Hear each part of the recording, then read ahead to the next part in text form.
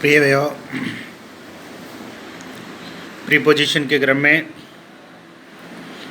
Exercise 2014 देखते हैं।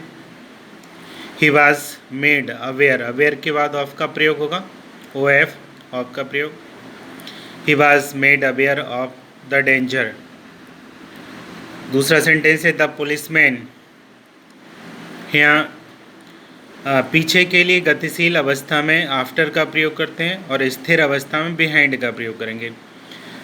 दौड़ा गतिशील अवस्था थी इसलिए आफ्टर का प्रयोग होगा। The policeman ran after the thief. अगला है he has been charged. Charge का मतलब आरोपित करना, तो चार्ज्ड के बाद विद का प्रयोग होगा। He has been charged with theft. अगर व्यक्ति से सहमत होता है तो एग्री के बाद विद का प्रयोग होता है। प्रस्ताव आदि से सहमत होता है तो टू का प्रयोग होगा। तो यहाँ प्रपोजल है तो यहाँ टू का प्रयोग होगा। सेंटेंस बनेगा I agree to your proposal. अगला सेंटेंस आप देखोगे I do not pay attention. Pay attention के बाद टू का प्रयोग होता है। I do not pay attention to my promise.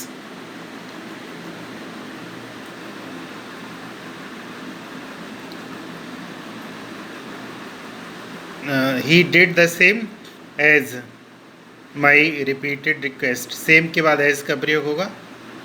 अगला है द सोल्जर फॉट। फॉट के बाद विद आएगा, विद करेज। सैनिक साहस के साथ लड़ा।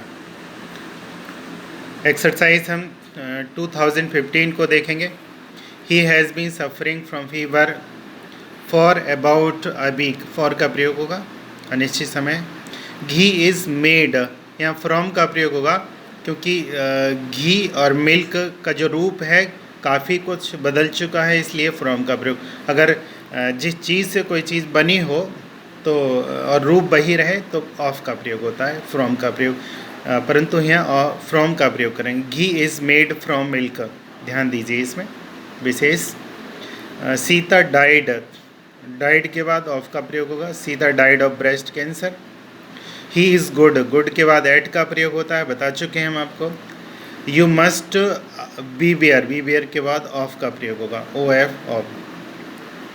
अगला सेंटेंस है the home is at fire, यहाँ एट का प्रयोग होगा। माई अंकल विजिटेड मुंबई, यहाँ ड्यूरिंग का प्रयोग होगा, ड्यूरिंग दशहरा हॉलीडेज़।